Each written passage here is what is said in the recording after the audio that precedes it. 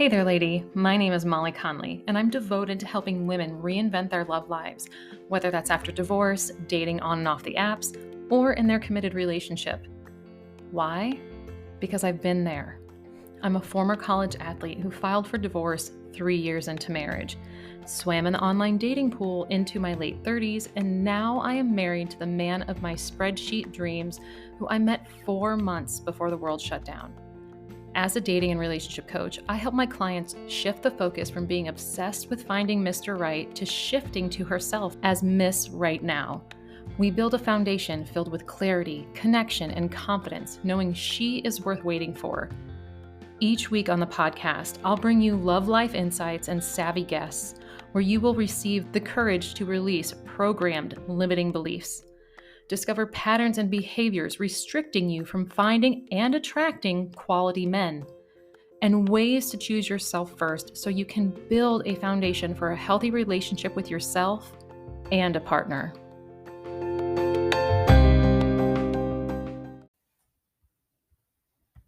Why, hello there, lady. I am thrilled to have you here with me on the Reinventing the Arena podcast. Last week, I said that I would be releasing a second podcast, which would be, this one, and it just didn't happen.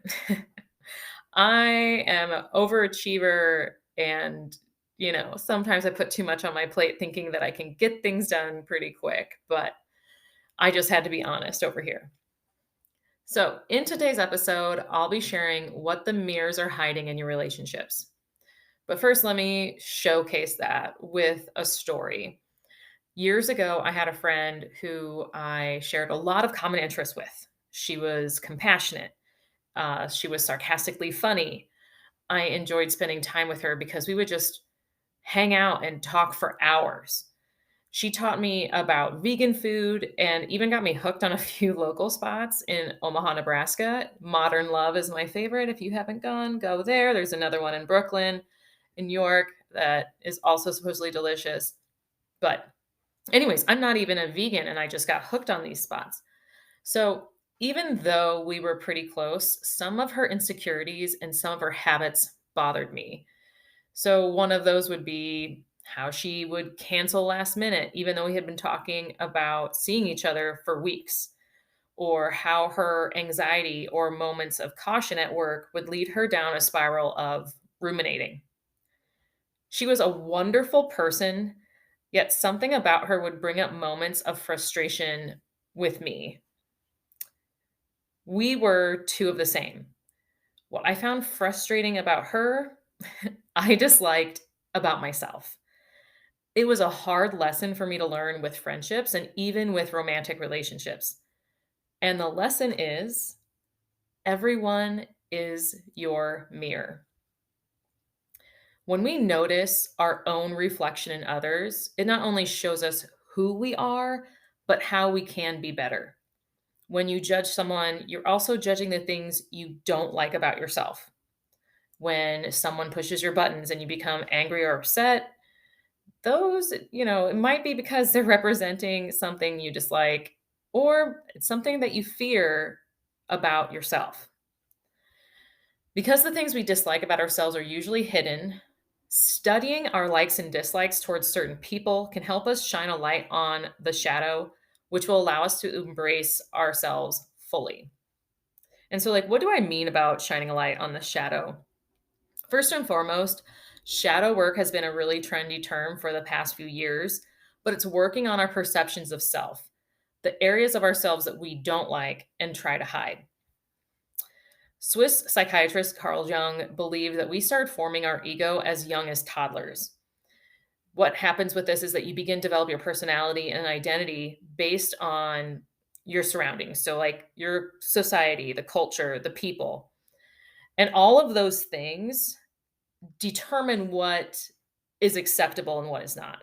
So, whatever is unacceptable would be stored in what is called the shadow.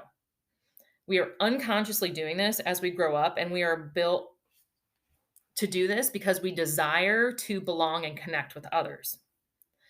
And your ego helps cover up the side of you thinking it's in control. So you might be saying, "Oh no, that's I don't have any of this shadow work. I don't judge other people." Believe me, we all do. So the more we dig into the shadow, we can reduce the inner critic from showing up with more self-judgment and criticism. And instead, we can show ourselves compassion and grace, which then we can bring into our relationships. Now, when the shadow shows up, it does two things. First, it becomes a defense mechanism. And according to an article I read on Mind Body Green, there's 24 common defense mechanisms that show up in relationships. 24. Seriously, can you I cannot believe that there's 24. And I'm going to share the top 5 that I've seen mostly with my clients and within my own experiences. Number 1 is displacement. So this would happen when you might have been fighting with maybe a friend, a significant other, a family member, and then you take your frustration out on a coworker or a different friend or another family member. Number 2 is denial. When you're in a toxic relationship, but you insist that he treats you just fine and nothing is wrong.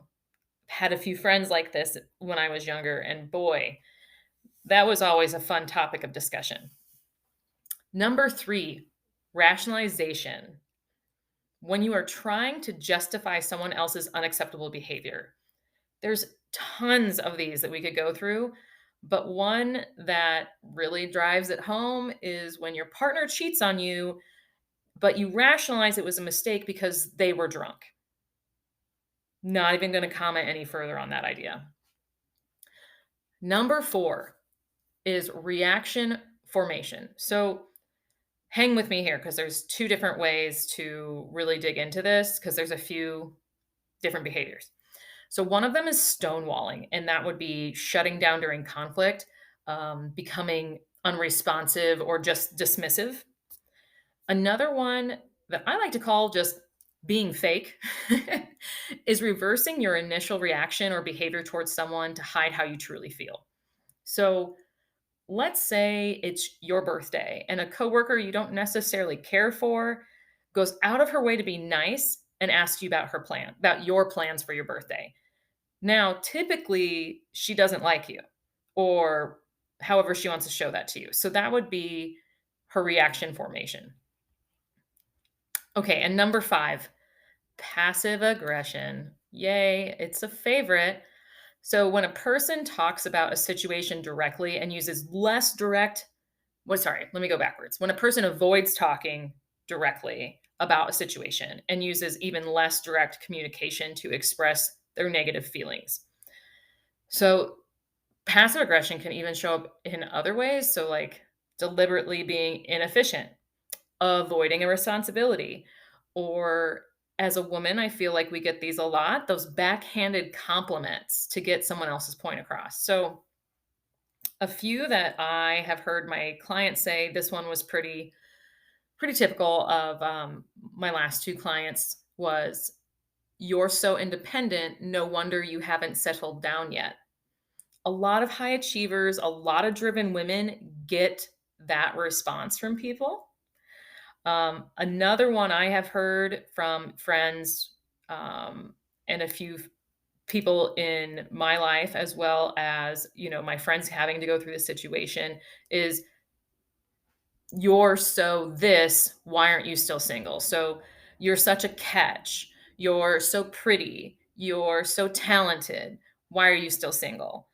That one, whew, it can go so many different ways. So the second thing the shadow does is project onto others. So let's do another scenario. Pretend you're at work and your boss comes in early and stays late. She eats breakfast, lunch, and sometimes dinner in her office. She not only loads up her calendar with "this could have been an email meeting," she expects you to join her. And if you don't, she disapproves of you, stating that you're not going to get that promotion if you don't hustle like her. What's happening here is that she's projecting her expectations of herself onto you.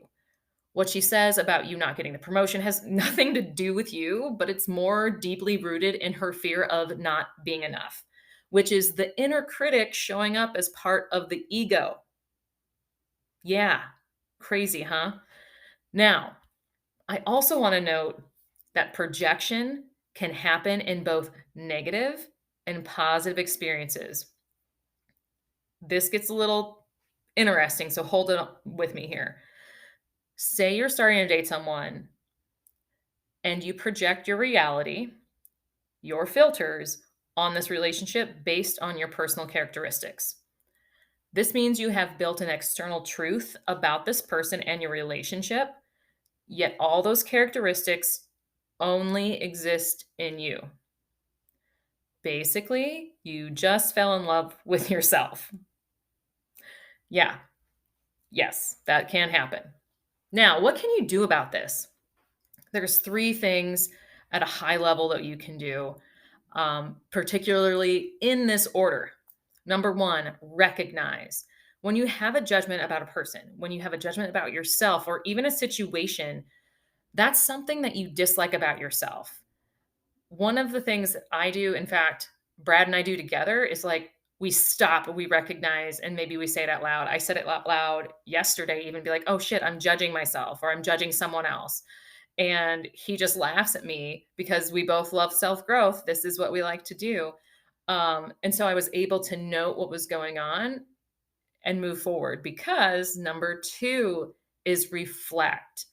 Reflecting and understanding our flaws and feelings around them deflates the inner critic of the ego. So figure out what were you feeling when you were judging that person or judging yourself? What were you thinking about the judgment?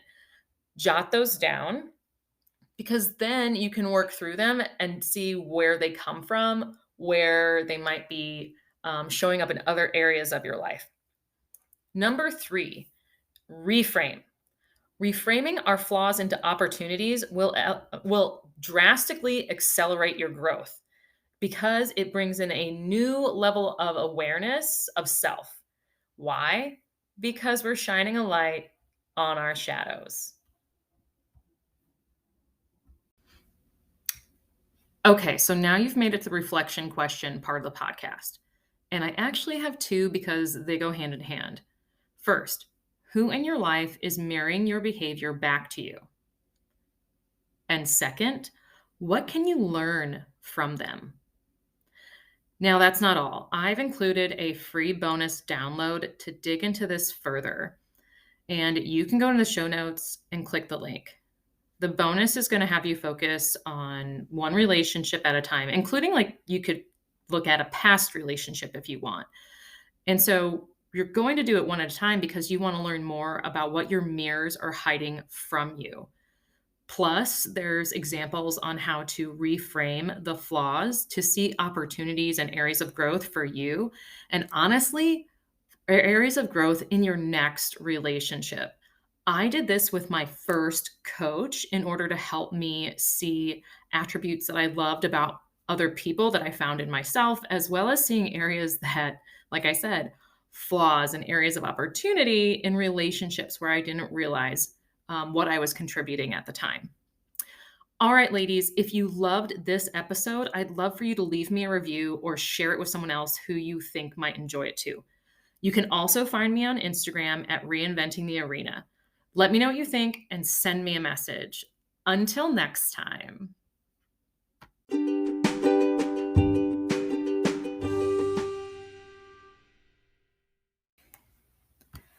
Okay, so it's no surprise, but I love sharing personal stories with you ladies, and this one includes a product. In 2021, I tried dry January for the first time, and it was tough. Fast forward to 2022, and I thought it was going to be easier, but it wasn't. I couldn't find anything, literally anything that tasted good to replace my favorite cocktail or glass of wine. So for months, I was still looking because I wanted something to replace the beverage whenever I wanted.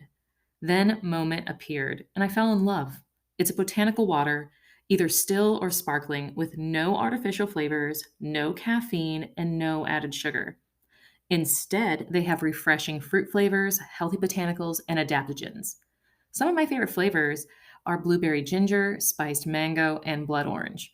I always keep them on hand for those nights when I like to sip a cocktail or have a glass of wine, but rather not deal with any of those side effects of alcohol. You know what I'm talking about: the headache, the dehydration, the horrible night's sleep, the hangover, and whatever else may come your way. If you're looking for an alcoholic replacement for a dry January or just because, check out Moment. Here's some fun facts: 1% of all their sales goes to mental health nonprofits, and they were on Shark Tank. If you want to give them a try, use my promo code Reinventing the Arena at checkout for 15% off. The link is in the show notes.